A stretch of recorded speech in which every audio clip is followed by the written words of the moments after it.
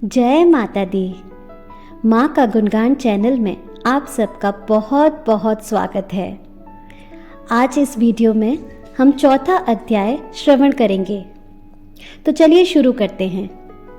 चौथा अध्याय रेवती नक्षत्र के पतन व पुनः स्थापित की कथा और श्रीमद् देवी भागवत के श्रवण से राजा दुर्दम को मनवंतर आधिपति पुत्र की प्राप्ति। महर्षि अगस्त्य जी ने एक बार पुनः भगवान कार्तिकेय से कहा, हे देव, यह विचित्र कथा सुन ली। अब आप श्रीमद् देवी भागवत का दूसरा महात्म्य भी मुझे कृपा करके बताइए। कार्तिकेय जी बोले, हे मुनिवर, अब आप ये कथा सुने। एक महान ऋषि थे जिनका नाम ऋत्वाक था। उनके यहाँ एक पुत्र उत्पन्न हुआ जो कि रेवती नक्षत्र के अंतिम भाग गंडांत योग में हुआ। ऋषि ऋत्वाक ने उस पुत्र के जन्म के बाद की सारी क्रियाएं और संस्कार विधि पूर्वक संपन्न किए, लेकिन जब से वो पुत्र उत्पन्न हुआ था तभी से ऋत्वाक शोक तथा रोग से ग्रस्त रहने लगे। उस पुत्र की माँ भी अनेक रोगों से ग्रस्त हो गई और दुखी रहने लगी। केवल इतना ही नहीं, युवा अवस्था होने पर उसने किसी मुनि पुत्र की पत्नी का बलपूर्वक हरण कर लिया। वह अपने माता पिता की शिक्षाओं पर कभी ध्यान नहीं देता था। तब मुनि ऋत्वाक सोचने लगे कि ऐसा क्या कारण है कि मेरे यहाँ अत्यंत दुर्मति पुत्र उत्पन्न हुआ। किसी भी मनुष्य के लिए पुत्रहीन रहना ज्यादा अच्छा है, लेकिन कुपुत्र होना ठीक नहीं, क्योंकि वह माता पिता के साथ साथ पूरे कुल को केवल कष्ट ही देता है। इन सब विचारों से दुखी होकर वे गर्ग ऋषि के पास पहुंचे और अपने यहाँ ऐसा कुपुत्र की उत्पत्ति का कारण पूछा। तब गर्ग ऋषि ने कहा कि इसका जन्म अशुभ बेला में हुआ है, जो कि रेवती नक्षत्र का अंतिम भाग गंडांत योग है। यही आपके दुख का कारण है। लेकिन आप चिंता मत कीजिए, आप जगदम्बा की आराधना कीजिए और श्रीमद् देवी भागवत का श्रवण कीजिए, आपका कल्याण होगा। जब अपने दुख का कारण जाना तब ऋत्वाक मुनि को क्रोध आ गया और उन्होंने रेवती को शाप दे दिया कि वह नीचे गिर जाए, और वह चमकता हुआ रेवती नक्षत्र आकाश से कुमुद पर्वत पर जा गिरा।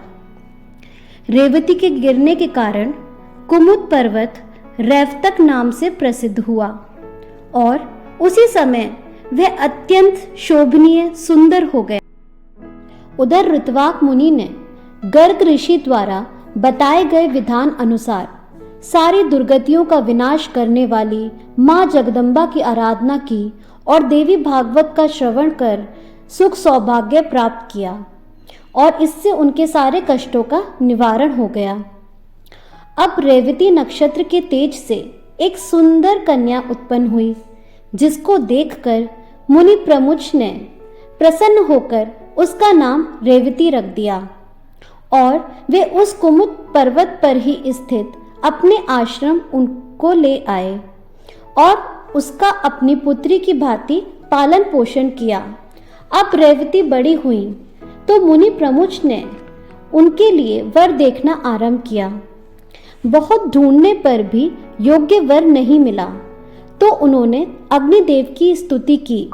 अग्निदेव ने प्रसन्न होकर बताया कि रेवती के लिए एक योग्य वर राजा दुर्दम होंगे, जो कि बलशाली, धर्मपरायण, प्रतिभाशाली राजा हैं। संयोगवश उसी समय राजा दुर्दम मुनि के आश्रम आ पहुंचे और उनसे भेंट की।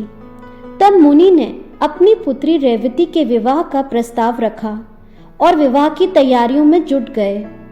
यह देखकर रेवती ने कहा, हे पिताजी, आप मेरा विवाह रेवती नक्षत्र में ही संपन्न कराएं, ऐसी मेरी इच्छा है। तब ऋषि बोले, पूर्व काल में मुनि ऋत्वाक ने रेवती नक्षत्र को पृथ्वी पर गिरा दिया था, और अगर तुम्हारी किसी अन्य नक्षत्र में श्रद्धा ही नहीं है तो तुम्हारा विवाह कैसे होगा। तो कन्या बोली कि पिताजी, आप अपने तप के प्रभाव से रेवती को वापस आकाश में स्थापित करिए और मेरा विवाह उसी नक्षत्र में संपन्न कराइए। अपनी पुत्री के हितार्थ में उन्होंने रेवती नक्षत्र को फिर से नक्षत्र मंडल में स्थापित कर दिया। इस प्रकार कन्या के विवाह के बाद मुनि ने राजा से पूछा कि आपकी क्या अभिलाषा है, मुझे बताइए, मैं उसे पूरा करूंगा। राजा ने कहा, मैं स्वयंभुव मनु के वंश में उत्पन्न हुआ हूँ, इसलिए मैं यही चाहता हूँ कि आपकी कृपा से मुझे मनवंतर आधिपति पुत्र की प्राप्ति हो। तब मुनि ने कहा, हे राजन, यदि आपकी यही इच्छा है तो आप देवी भागवत की आराधना कीजिए। श्रीमद् देवी भागवत, जो कि पंचम पुराण के रूप में विख्यात है, उसका 5 बार श्रवण करने के बाद आपको मनवांछित पुत्र की प्राप्ति होगी। इसके बाद राजा दुर्दम प्रसन्न हुए और अपनी पत्नी रेवती को लेकर अपने नगर लौट गए। एक बार उनके यहाँ लोमश ऋषि पधारे तो राजा ने उनसे देवी भागवत पुराण सुनाने का आग्रह किया। तब लोमश ऋषि ने प्रसन्न होकर किसी शुभ दिन में कथा का आरंभ किया। अपनी पत्नी के साथ राजा ने 5 बार देवी भागवत पुराण का विधिवत श्रवण किया। कुछ समय बीतने पर रानी रेवती ने शुभ समय में पुत्र को जन्म दिया, जिसका नाम रैवत रखा गया।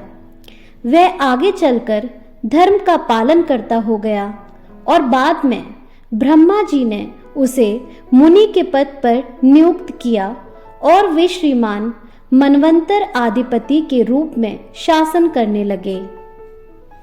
जो मनुष्य श्रद्धा पूर्वक इसको पढ़ता या सुनता है, वह इस लोक में सारे भोगों का सुख प्राप्त करके अंत में मोक्ष प्राप्त कर लेता है। तो यहाँ पे 4th अध्याय समाप्त हुआ। जय माता दी।